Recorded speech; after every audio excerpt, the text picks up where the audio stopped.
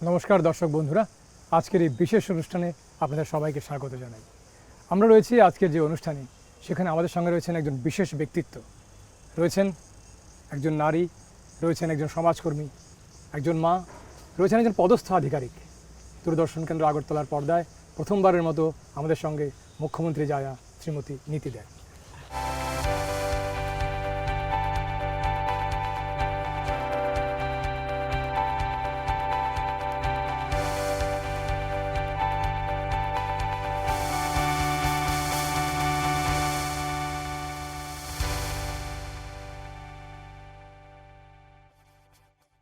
Ma'am, स्वागत आपका दूरदर्शन के अगरतला के तरफ से, हम सभी की ओर से आपका हार्दिक स्वागत करते हैं। मैम, सबसे पहले ये जानना चाहेंगे, आप जलंधर की एक कुड़ी, एक लड़की, अब त्रिपुरा की एक बहू, ये जो सफ़र आपने तय किया, ये सफ़र कितना सुहाना रहा? बहुत अच्छा प्रश्न आपने पूछा है, क्योंकि ये बात, इस प्रश्न ही अपने आप में ये बताता है कि हमारा जो देश है उसमें कितने प्रांत हैं और वो प्रांत आपस में प्राण प्रतिष्ठा उनकी ऐसे हुई है कि वो आपस में जुड़े हुए हैं। इनके जुड़ाव का ही ये कारण है कि मैं पंजाब से चल के त्रिपुरा तक आई और मैं माँ त्रिपुरा सुंदरी को बहुत बहुत धन्यवाद देना चाहती हूँ कि उन्होंने मुझे सौभाग्यवती बनाया, और इसकी जो मुझे भाग्य में मिला है उससे मैं बहुत ही खुश हूँ, क्योंकि त्रिपुरा वासियों ने जितना प्यार मुझे दिया है, मुझे लगता है कि इतना प्यार मुझे कहीं और नहीं मिल पाता। तो इसके लिए मैं सभी समस्त त्रिपुरा वासियों की सदैव कृतज्ञ रहूँगी। और ये दर्शाता भी है कि हमारी इतने बड़ा सा देश है और विविधता में एकता भी है। मैम, क्योंकि आप एक नारी हैं, तो पहले हम ये जानना चाहेंगे कि वुमेन एम्पावरमेंट, महिलाओं के सशक्तिकरण के बारे में आपका क्या विचार है? ये ज़रा हमसे आप गुफ्तगू करेंगे। जी बिल्कुल, आज का समय जो है उसमें महिला का सशक्तिकरण बहुत ज़रूरी है, और आए इतने वर्षों में महिला अलग तरह से सशक्त हुई है। हम इमोशनली स्ट्रॉन्ग हैं, हम प्रोफेशनली आज की डेट में हर उस पद पे, हर उस क्षेत्र में खुद को प्रतिष्ठा दिलवा चुके हैं एक महिला के नाते, जो उसे मिलनी चाहिए। मुझे लगता है कि आज का ये दिन में सशक्तिकरण का अर्थ महिलाओं के लिए फिज़िकल स्ट्रेंथ लाना है, क्योंकि कहीं ना कहीं बीते वक्त में महिलाओं के अंदर फिज़िकल स्टेमिना कम हुआ है, जिसके कारण उन्हें आए दिन बहुत सारे दुराचार, अत्याचार का सामना करना पड़ता है। तो आज के समय में हम जितना फिटनेस को, मार्शल आर्ट को और सेल्फ डिफेंस की ट्रेनिंग को महिलाओं के लिए अवेलेबल करवा सकें, वो इस समय की डिमांड भी है और इस समय के लिए एकदम ज़रूरी एक सब्जेक्ट है डिस्कस करने का। मतलब इमोशनली और एडुकेशनली वो तो सशक्त है ही जी, बस अब वक्त ये आया है कि उनको फिजिकली भी थोड़ा स्टाउट होना पड़े, और इसके लिए आप सेल्फ डिफेंस पे थोड़ा ध्यान देना के लिए उनको बोल रहे हैं। बहुत ज़रूरी विषय को आज के दिन मैं इसको रखना चाहती हूँ कि हमें एक लक्ष्य लेके चलना चाहिए। हमारे प्रधानमंत्री जी ने बहुत सारी योजनाएं महिलाओं के लिए लाए हैं, और उससे ग्रामीण महिला से लेके शहरी महिला सबको उसका लाभ मिला है। अब ज़रूरी है हमारा फिज़िकल सशक्तिकरण करना, हमें ऐसी ट्रेनिंग देना कि कभी भी किसी भी परिस्थिति में हम फिज़िकली भी खुद को संभाल सकें, प्रति उत्तर दे सकें। आपने वो योजनाओं के बारे में बात किया, जो स्कीम्स है सेंट्रल गवर्नमेंट की भी है और हमारे स्टेट गवर्नमेंट की भी है, तो हम ये specifically I would like to know कि बेटी बचाओ बेटी पढ़ाओ, ये योजना के बारे में हम स्पेसिफिकली आपसे जानना चाहें। जी, बहुत, जैसा हम जानते हैं नाम से ही कितनी सुंदर योजना है, लेकिन नाम के साथ साथ इस योजना का जो सक्सेस रेट है वो बहुत ज़्यादा हाई रहा है। देखिए, मैं नॉर्थ से आती हूँ और आप सब जानते हैं कि मैं पंजाब से हूँ। पंजाब हो, हरियाणा हो, यूपी हो, इन एरियाज़ में महिलाओं के प्रति जो आगे पहले सोच थी वो काफ़ी अलग थी। वहाँ अक्सर भ्रूण हत्या के मामले हमारे सामने आते रहे हैं, और इसे सोसाइटी ने बहुत इजीली एक्सेप्ट कर लिया था। लेकिन इस योजना के आने के बाद लोगों में इतनी जागरूकता आई है कि अब कन्या के आगमन पे लोग ये उसका तिरस्कार नहीं करते बल्कि खुशी मिठाई बांटते हैं, मनाते मिठाई हैं। बांटते हैं। और ये देख के एक महिला होने के नाते, एक माँ होने के नाते मुझे बहुत खुशी होती है कि हमारे देश का सोच इतना बदला है और इतने कम समय में बदला है कि हम राष्ट्रीय स्तर पे आज ये कह सकते हैं कि अब हमारे यहाँ भ्रूण हत्या नहीं होती है, कन्या देख के उसकी हत्या नहीं की जाती है। जब बेटी आती है हम कह सकते हैं कि लक्ष्मी आई है। बिल्कुल। मैम आप एक माँ भी हैं, जी। घर में एक लड़का भी है जो जवान हो रहा है, तो हम ये आपसे जानना चाहेंगे कि जब आप एक माँ बन के अपने बेटे को परवरिश देती हैं, जी। आप देख रहे हैं कि वो बढ़ रहा है, जी। आप चाहते हैं वो किस तरह से पले बढ़े ताकि वो जब एक मर्द बने, वो सही मायने में मर्द बने, वो नारियों का सम्मान करे। देखिए मैं एक सिर्फ बहुत, आपके लिए, मैं सारी माओं की तरफ से ही आपसे ये मतलब उत्तर लेना चाहती हूँ। देखिए पहली बात तो मैं ये चाहती हूँ कि वो एक अच्छा इंसान बने। मैंने 2 संतान को जन्म दिया है, पुत्र पुत्री वो अपने भाग्य से उनका जन्म हुआ है, सेक्स का चयन माँ बाप नहीं करते। कर सकते। मैंने 2 व्यक्तियों को इस जीवन में लाया है और वो इंसान अच्छे बने, वो मेरी पुत्री हो, मेरा पुत्र हो, इस सोसाइटी में एक अच्छे सिटीज़न का रोल वो प्ले कर सके, वही मैं एक माँ होने के नाते मेरा कर्तव्य है। और मैं ऐसा चाहती हूँ कि मेरा जो बेटा है वो सभी का सम्मान करे, वो चाहे हमारी सोसाइटी में रहने वाले वृद्ध हों, चाहे हमारी सोसाइटी की महिलाएं हों, चाहे छोटी बच्चियां हों। उसकी अपनी एक बहन है, वो अपनी बहन के साथ ताल से ताल मिला के चलता है। छोटे में बहुत झगड़ा किया करते थे, लेकिन आए समय के साथ आज उनका जो बॉन्ड है इतना स्ट्रांग हुआ है, जो प्रोटेक्शन का फीलिंग है, जो भाई के साथ मिलना चाहिए एक बहन को। और उसकी मेरे घर आई हुई जो मेरी बेटी की महिला मित्र हैं या जो बच्चियां मेरे घर आती हैं, उन्हें भी उस बेटे में वही अच्छाई दिखती है, उन्हें उसके साथ उतना ही कंफर्टेबल लगता है जितना मेरी बेटी के साथ लगता है, और वैसे ही बॉन्डिंग रहे। एग्जैक्टली। तो जब उसकी फ्रेंड्स आती हैं और ये लोग मिलके गेम्स खेलते हैं, बेटा पार्टिसिपेट करता है, तो एक अच्छा लगता है। उसके बाद उनको घर तक छोड़ने का जाने का काम भी मैं उसको सौंपती हूँ। इससे क्या है, वो एक अच्छा इंसान बनेगा और अपने माता पिता से, आसपास के माहौल से ही देख के बच्चे बड़े होते हैं, उनको शिक्षा परिवार से मिलती है। हाँ, वही आप मतलब नारियों का सम्मान करना या बुजुर्गों का सम्मान करना, ये शिक्षा आप अपने घर से ही देना चाहती हैं और आप चाहते हैं कि इस तरह से वो एक अच्छा इंसान बने। बिल्कुल। दर्शक जो আমাদের যারা এই অনুষ্ঠান দেখছেন, আমরা চাইবো ম্যাম যেটা বললেন, আমরা প্রত্যেক আমাদের ঘরের जो ছেলেরা রয়েছে ওদেরও আমরা এই শিক্ষা দিয়ে বড় করব। ম্যাম चलिए आगे उस तरफ चलते हैं। जी।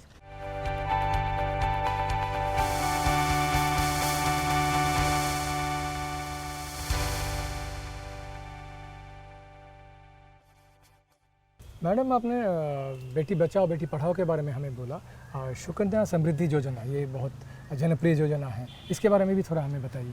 जी, आपने बहुत अच्छा प्रश्न किया, क्योंकि सुकन्या समृद्धि योजना जो है वो छोटी बच्चियों के एजुकेशन और उनकी शादी तक के लिए एक अमाउंट को सिक्योर करने की योजना है। और आपके साथ मुझे शेयर करते हुए सबके साथ बहुत अच्छा लग रहा है कि क्योंकि मैं प्रोफेशनली बैंकर हूँ और मैं हमेशा ही महिलाओं को, बच्चियों को, जो भी माँ मेरे जीवन में आती है, मैं उसे ऐसी स्कीम्स बताती ही रहती हूँ। और मैंने खुद अपनी बेटी का अकाउंट भी इसमें खोला है। 10 साल की आयु तक, जन्म से लेकर 10 साल की आयु तक की कोई भी बच्ची का अकाउंट इसमें खुल सकता है। 18 साल की उम्र में उसको उसमें से अमाउंट मिल सकता है उसकी उच्च शिक्षा के लिए, हायर एजुकेशन के लिए, और उसके बाद 21वें साल में आप उसमें से पैसा ले सकते हैं उसकी शादी के लिए। तो दोनों ही पर्पज़ इस स्कीम से फुलफ़िल होते हैं और बच्चियों को एक ऐसी मानसिकता मिलती है कि अगर आगे वो पढ़ना चाहती हैं तो उनके पास एक सुरक्षित अमाउंट, जो कि बहुत छोटे छोटे किश्तों में जमा की गई है, वो पड़ी है और वो उसका बहुत अच्छे से उपयोग कर सकती हैं सही वक्त पे। जी मैम, आप as you told you are professionally a banker, नारियों का, हमारे घर में जो महिलाएं हैं, उनका आर्थिक स्वावलंबन, स्वरोजगार आज की तारीख में कितना मायने रखता है? देखिए, बहुत मायने रखता है, क्योंकि जब हम इक्वालिटी की बात करते हैं तो वो उसमें पुरुष और महिला दोनों की भागीदारी की बात करते हैं।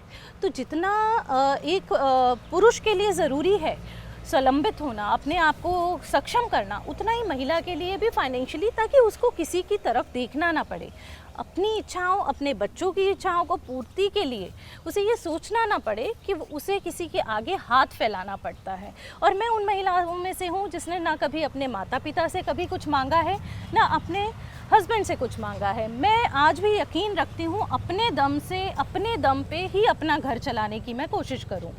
तो हर महिला का, चाहे वो महिला छोटे काम में लिप्त हो, चाहे बड़ी प्रोफेशनल हो, वो जिस भी स्तर पे हो, वो कहीं ना कहीं खुद को ऐसा बनाकर रखे कि उसको किसी ना किसी एक्टिविटी में, वो चाहे सेल्फ हेल्प ग्रुप के थ्रू हो, वो अपने कल्चर हेरिटेज के थ्रू, जो हमारा हैंडीक्राफ्ट है उसके थ्रू इनकम हो, लेकिन उसको अपनी इनकम का सोर्स बनाना बहुत ज़रूरी है आज के टाइम में। ম্যাডাম যেটা বলছেন, আমাদের পরিবারের যে মহিলারা রয়েছেন তাদের সবাইকে, তাদের প্রত্যেককে আর্থিকভাবে স্বাবলম্বী হওয়া, তাদের স্বরোজগারী হওয়া, নিজের রোজগারে পরিবারের এবং নিজের যে প্রয়োজনগুলো সেগুলো পরিপূর্ণ করা অত্যন্ত জরুরি আজকের দিনে দাঁড়িয়ে।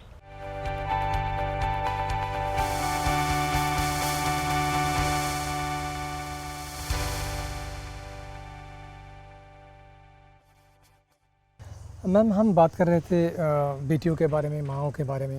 माँ और बेटी इनके लिए एक खास योजना है मातृवंदना, उसके बारे में भी हम थोड़ा आपसे जानेंगे। हाँ बिल्कुल, ये एक बहुत ही सुंदर तरीके से और संयोजित तरीके से बनाई गई एक योजना है। देखिए कितना सोचते हैं हमारे पीएम हमारी महिलाओं के बारे में, इससे पता चलता है कि एक महिला जब किसी, क्योंकि वो जननी है, वो धरनी है, और जब वो एक नए रूप को, एक नई जीवन को जीवन देने जाती है, तो उसके अंदर जो कुपोषण है वो उसका सामना ना करे, उसको एक अच्छा माहौल मिले, उसको अच्छी डाइट मिले। देखिए डाइट बहुत इम्पॉर्टेंट होती है जब आप गर्भवती होती हैं। तो गर्भवती महिलाओं के लिए ये स्कीम बहुत ही अपने आप में सुंदर, मैं कहूँगी इस स्कीम को, क्योंकि इसमें एक माँ को बहुत प्यार से पाला जाता है, उसके खाने पीने का ध्यान रखा जाता है, उसकी प्रसव में होने वाली आने वाली ज़रूरतों का ध्यान रखा जाता है, और यहाँ तक कि बच्चे को जन्म देने के बाद भी उसे नहीं छोड़ दिया जाता, उसका हाथ पकड़ा जाता है, और उसके बच्चे के जन्म के बाद भी उसका केयर टेक किया जाता है इस योजना के चलते। तो बहुत सुंदर बनाई गई एक महिलाओं के लिए योजना। अगर हमारे जो माएँ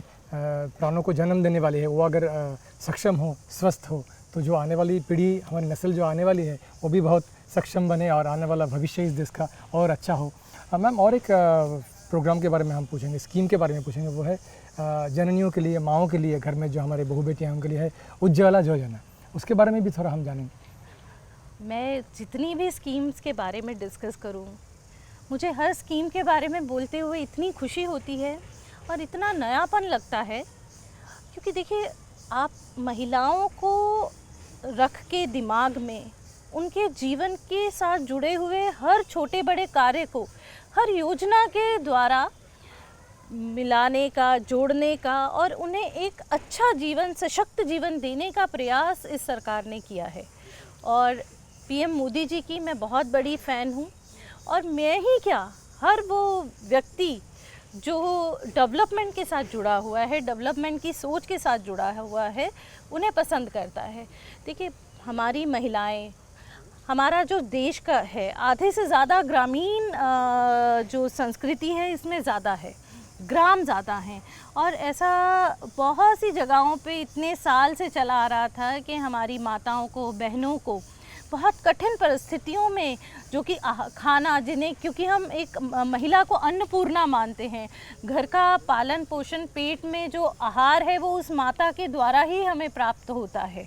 माँ के हाथ का खाना हम जानते हैं हमें कितना प्यारा लगता है, दुनिया की सबसे प्यारी चीज़ लगती है माँ के हाथ का खाना। लेकिन माँ का जो हाथ में जो जलन है उसका ख्याल हम पहले नहीं कर पाए। तो इस योजना के आने के बाद जितनी ग्रामीण महिलाएं हैं उन्हें ये जो धुआं है, धुएं के साथ, लकड़ी के चूल्हे से खाना बनाने से ज़्यादा कष्ट उस धुएं से आने वाली बीमारियों के साथ भी जुड़ा हुआ था। टीवी, अस्थमा, इस तरह की और नाना तरह की बीमारियां महिलाओं को ग्रस्त कर रही थी। इस योजना के तहत उनको लाभ तो हुआ ही है, उन्हें चूल्हे में जो एक अच्छा गैस मिला है, गैस स्टोव मिला है, अब उन्हें लकड़ियों की चिंता नहीं करनी पड़ती, बेमौसम बरसात की चिंता नहीं करनी पड़ती। वो जब समय मिले तब अपना खाने बनाने का कार्य कर सकती हैं। इसके साथ साथ उन्हें समय मिला है अपने आप को सक्षम करने का। उनके पास बहुत सारी महिलाओं के पास, हमारी ग्रामीण महिलाएं बहुत सशक्त हैं, उनके पास ऐसा बहुत कुछ है कि वो घर में रह के अपने को सशक्त कर सकें। तो वो जो काम है, जो समय वो पहले जितना ज़्यादा समय खाना बनाने के लिए चूल्हे के साथ उनका समय जाता था, उसको जलाने के लिए, लकड़ी इकट्ठा करने के लिए, वो ख़त्म हो गया है। और अब उस समय का वो सदुपयोग कर रही हैं। वो हैंडीक्राफ्ट हो, वीविंग से जुड़े हुए डिफरेंट काम हो, जो भी जिसमें भी वो निपुण है, वो समय अपने आप को दे पा रही तो हैं। स्वावलंबन वैसे ही हो रही है जी। और साथ में और एक बात है मैम, जिस पे भी हम आपका राय लेंगे कि सिर्फ महिलाओं का स्वास्थ्य का सुधार नहीं, पर्यावरण का भी ख्याल रखा जाता है। It makes a huge difference when our environment is green and clean. So इसके बारे में भी तो ये जो है उज्ज्वला योजना, इसका एक बहुत इंपॉर्टेंट रोल है। जी बिल्कुल, क्यों नहीं। धुआं नहीं देखिए, रहता। हर योजना अपने आप में बनी हुई है और महिलाओं के लिए बनी हुई है, तो हर योजना का अपना एक रूप है, अपना एक स्वभाव है, और हर तरह से वो सिर्फ और सिर्फ बेनिफिट के लिए बनी हुई है। तो हम जानते हैं कि स्वच्छता के ऊपर मोदी जी का सबसे बड़ा अभियान रहा है। इससे पहले आज तक हमने बातें कही, बातें सुनी, लेकिन ग्राउंड रियलिटी डिफरेंट थी। तो स्कीम को बना के सिर्फ पेपर तक नहीं रख दिया, उसका इम्प्लीमेंटेशन हुआ और उसका सक्सेस रेट हमारे सामने आया है आज तक की योजनाओं के थ्रू। मैम, सिर्फ हमारे माँओं या बहनों की स्वास्थ्य का ख्याल नहीं, ये तो पर्यावरण का भी ख्याल रखता है। ये जो उज्ज्वला योजना है, धुएं से छुटकारा मिलती है, इसका आप कितना महत्व मानते हैं? देखिए, मैंने जैसे आपसे कहा कि हर योजना अपने आप में बहुत ही महिलाओं को दिमाग में रख के और एक से एक जोड़ के ही बनाई गई है, और हर योजना का अपना महत्व है, और उसके साथ साथ उसका सक्सेस रेट बहुत हाई है। आज तक की योजनाएं बनी ज़रूर, पेपर तक रह गई, लेकिन उनका इम्प्लीमेंटेशन, उनको एक्चुअली सक्सेस रेट जो मिला है, वो पिछली सरकार के रहते और अभी मिल रहा है। इसके लिए हम प्रिय प्रधानमंत्री जी को तो धन्यवाद देते ही हैं, लेकिन एक लोगों में जो जागरूकता आई है अपने अधिकारों को पहचान के, समझ के इन योजनाओं को अपनाने की, उसके लिए जनता को भी बहुत बहुत धन्यवाद मैं देना चाहूँगी। आइए चलते हैं।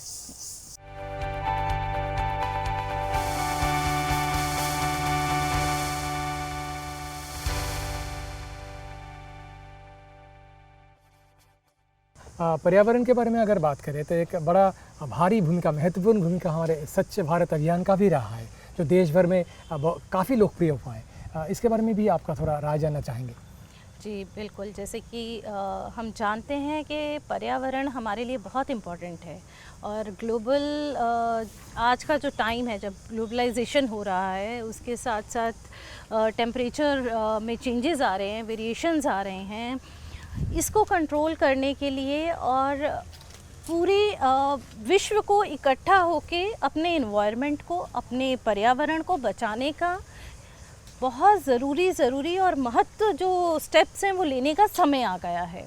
और उसी के चलते हमारे प्रधानमंत्री जी ने जो स्वच्छता अभियान का एक जिसे कहते हैं एक अच्छा और एक सुंदर परिकल्प हमें दिया है, उससे सभी में इतनी जागरूकता आई है कि अब अगर मैं किसी छोटी बच्ची को भी देखती हूँ तो वो भी ढूंढती है कि आसपास डस्टबिन कहाँ है, उसकी खाई हुई आइसक्रीम का जो बचा हुआ है उसे डालने के लिए। तो ये जो जागरूकता आई है और अपने इन्वायरमेंट को बेटर बनाने के लिए, नेचर के क्लोज होने के लिए वृक्षारोपण का जो हम दौर देखे हैं, जो चला है कुछ सालों में, इसका आने वाले वक्त में पूरे विश्व को बहुत ज़्यादा फ़ायदा होगा, क्योंकि क्लाइमेट जो फ्लक्चुएशंस है वो हमारे हाथ में इतनी नहीं है, लेकिन हम उन्हें मेंटेन करने का, उसको जीवित रखने का जो पुरानी वेदर की कंडीशन है उसमें यही भूमिका निभा सकते हैं कि हम ज़्यादा से ज़्यादा पेड़ लगाएं और अपने आसपास के माहौल को स्वच्छ रखें। देखिए, जब हम अतिथि देवो भव की बात करते हैं और बहुत दूर से विदेशों से हमारे यहाँ लोग आते हैं, तो हम उन्हें अपने शहर से लेके ग्राम तक एक ऐसा स्वस्थ जीवन दिखा सकें, उन्हें स्वच्छता का एक नया स्टैंडर्ड सेट कर सकें कि वो कभी ये ना कहें कि भारत में हमने गंदगी देखा है।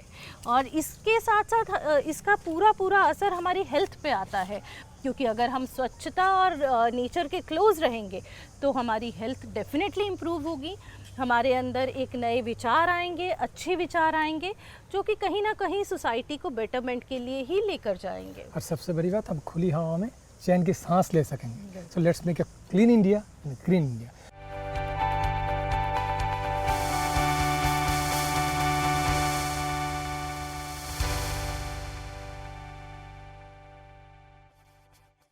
मैम, आप खुद एक समाजकर्मी भी रही हैं, समाज सेवा भी आप व्यस्त रहते हैं, तो इस समाज का एक गठन में, राज्य की उन्नति में ये NGOs और जो SHG है, सहायक दल, इनका आप भूमिका आप कैसे देखते हैं? देखिए, हर इंसान समाज सेवी होता है, उसको सिर्फ समझने की ज़रूरत है कि वो समाज के लिए क्या कर सकता है, कब कर सकता है। अगर आप महिला हैं या पुरुष हैं, लेकिन आपके जीवन में आने वाला कोई भी व्यक्ति, उसको आप एजुकेट कर सकते हैं, एक पॉलिसी के बारे में बता सकते हैं, उसके दुख, उसकी परिस्थिति को समझ के उसको थोड़ा सा गाइडेंस दे सकते हैं, ये भी समाज सेवा है। और समाज सेवा घर से शुरू होती है। आपके घर में काम करने जितने भी लोग आते हैं, अगर आप उनसे कभी फुर्सत में बैठ के बात करें और समझें कि उनकी छोटी छोटी क्या प्रॉब्लम्स है। जैसे मैं मेरे बैंकर हूँ, तो जब भी मेरे जीवन में कोई महिला आई है काम करने के लिए या पुरुष आया है, तो मैंने प्रेरित किया है कि आप अपना अकाउंट खुलवाएं, अपने बच्चों का अकाउंट खुलवाएं, RD अकाउंट खुलवाएं, थोड़ा थोड़ा पैसा जमा करें। और सुकन्या समृद्धि आने के बाद जिन महिलाओं की बेटियाँ हैं, उनको तो और भी ज़्यादा मैंने सशक्त और जागृत करने की कोशिश की है। कई बार अपने हाथ से भी पैसे दिए हैं कि खाता खुलवाओ, 250 रुपये में खाता खुल जाता है, खाता खुलवाओ और थोड़ा थोड़ा पैसा उसमें जोड़ो, ताकि आपकी बच्ची को आगे वो कष्ट ना झेलने पड़े, वो पढ़ सके, अपना जीवन खुद अपने पाँव पे खड़ी कर सके। इसी तरह देखिए, पुरुष भी हैं, हम समानता की बात करते हैं, तो जो पुरुष भी हैं जिनको किसी भी तरह से हम गाइड कर सकते हैं कि ये पॉलिसी अवेलेबल है, यही समाज का कार्य है और यही सामाजिकता है। इसके लिए आपको बहुत सारे कार्य करने की ज़रूरत नहीं पड़ती, आप चाहें तो घर में बैठ के भी सामाजिक काम कर सकते हैं। Charity begins at home, exactly, वो मैंने आपसे बोला। तो NGO में हो, और सेल्फ हेल्प ग्रुप, देखिए हमारा सेल्फ हेल्प ग्रुप का बेसिक जो सक्सेस रेट है वो रूरल इंडिया में है, ग्राम में है। और मैं इसमें बहुत अच्छा लगता है मुझे महिलाओं का ज़्यादा से ज़्यादा पार्टिसिपेशन देख के, क्योंकि महिलाओं के पास जो समय बचता है सारा दिन के काम के बाद, अगर वो मिलके उसमें कुछ भी कर सकें, तो इससे बेस्ट तो कुछ हो ही नहीं सकता। देखिए, उनको पैसा मिल रहा है, उनके काम का सदुपयोग हो रहा है, आत्मविश्वास बढ़ रहा है, विश्वास बढ़ रहा है। और इसके थ्रू क्या हो रहा है कि आपकी स्टेट को, आपके राज्य को बहुत फ़ायदा होता है। क्योंकि अगर महिलाएं चाहें, अभी जैसे हम हमेशा बात करते हैं फिशरी की, हम बात करते हैं वाइट रेवोल्यूशन की, हम बात करते हैं आप गाय को पालिए, आप पिगरी करिए, आप फ़िशिंग करिए। जैसे फ़िशिंग में महिलाओं का योगदान उतना नहीं है।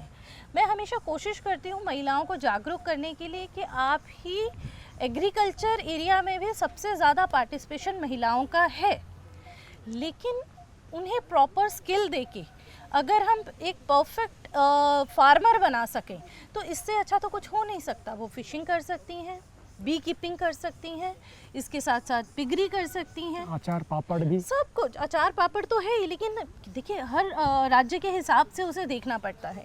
हम नॉर्थ ईस्ट के लोग हैं और नॉर्थ ईस्ट कृषि प्रधान जो सभ्यता को कैरी करता है। हमारे पास बहुत तरह के अलग अलग तरह के काम हैं जो कृषि से जुड़े हैं और कृषि के साथ साथ एनिमल हस्बेंड्री से जुड़े हुए हैं। हमारे पास बहुत से प्रोफेशन है, सिर्फ महिलाओं को जागरूक करना है, ग्रामीण लोगों को ये बताना है कि बाकी कार्य के साथ आप ये कार्य भी छोटे छोटे कर सकते हैं। सरकार तो हाथ बढ़ा ही रही है, बस हाथ पकड़ने की देर। जी बिल्कुल, मैं हमेशा कहती हूँ सरकार तो अपना काम करती ही है इम्प्लीमेंटेशन का, पॉलिसी बनाने का, लेकिन अल्टीमेटली तो सोसाइटी, हम मिलके समाज जो चलाते हैं, हम लोग चलाते हैं। अगर हम थोड़ा थोड़ा कंट्रीब्यूट करेंगे अपना समय और चाहेंगे कि कुछ अच्छा हो, तो ज़रूर समाज को और राज्य को और देश को कुछ अच्छा ही मिलेगा।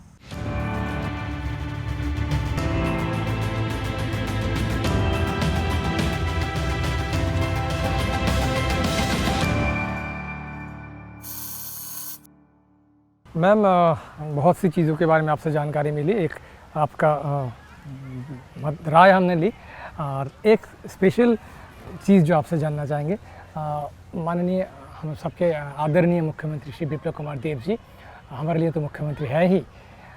आप जब घर में उनसे उनको देखते हैं, एक व्यक्ति जीवन में वो कैसा इंसान है, क्या अंतर आपको लगता है कि आप दर्शकों के लिए शेयर करेंगे?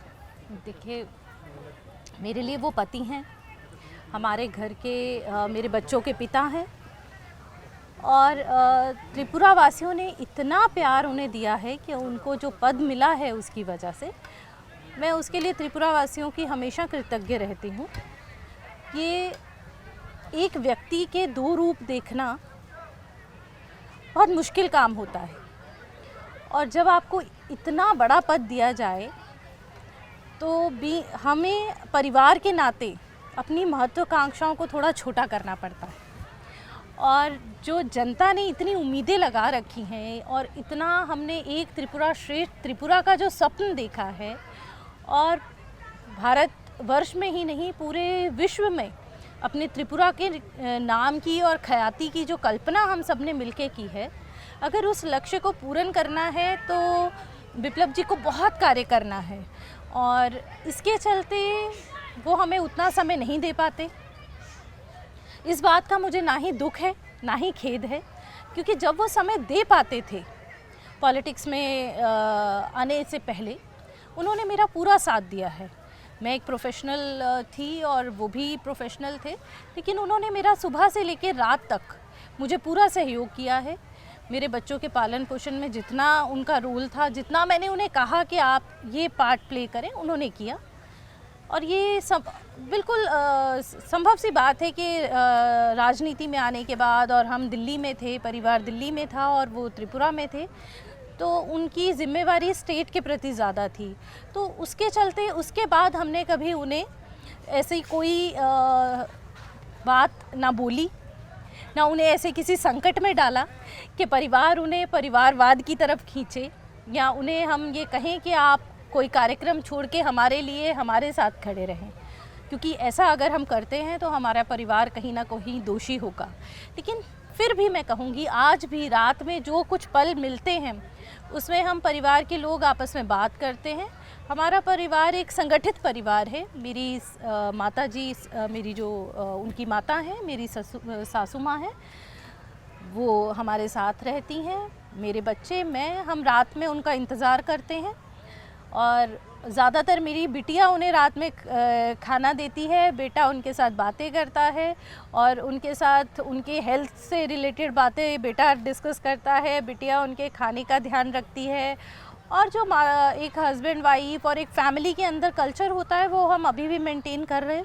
सिर्फ बात इतनी सी है कि पहले रात के 8-9 बजे मिला करते थे, अब रात के 12 बजे के बाद वो हमें मिलते हैं। मैम, एकदम अंत में जो दर्शक है हमारे पर्दे के उस पार, जो खासकर जो महिलाएं हैं, उनके लिए आप अगर कुछ वार्ता देना चाहती है, there is any special message for the audience of Doordarshan Kendra Agartala? जी बिल्कुल, मैं यही कहना चाहती हूँ महिलाओं से कि हम सशक्त हो गए हैं, वुमेन एम्पावरमेंट बहुत हद तक हम में आ गई है, लेकिन अभी सबसे बड़ा समय है एक और महिला दूसरी महिला का साथ दे, उसको जागृत करे, जो एजुकेशन, जो नॉलेज आपके पास है उसे दूसरी महिला तक पहुंचाएं। अगर कोई महिला को किसी तरह का कष्ट है और आपके जीवन में वो आती है, तो कोशिश करें कि उसका निवारण कैसे हो सके। और बहुत ज़रूरत है अपनी बच्चियों को कॉन्फिडेंस देने का, उन्हें ये आत्मबल देने का कि जाओ लड़ो, समाज से डरो नहीं, हम आपके साथ हैं, आपका परिवार आपके साथ खड़ा है। कैसी भी परिस्थिति हो, कि आप जैसा भी डिसीज़न लेंगे हम उसे रिस्पेक्ट करेंगे और हमेशा आपके साथ खड़े रहेंगे। अगर ये बल महिला को परिवार से मिल जाएगा तो महिला शक्ति को कोई रोक नहीं सकता, क्योंकि हमारी तो संस्कृति ही महिला शक्ति से जुड़ी हुई है।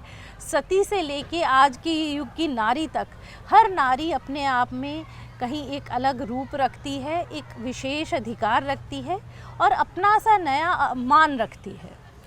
मैम, बहुत बहुत शुक्रिया कि आप दूरदर्शन केंद्र अगरतला के इस प्रोग्राम में आए, इतना समय आपने बिताया, हम आपको जान पाए।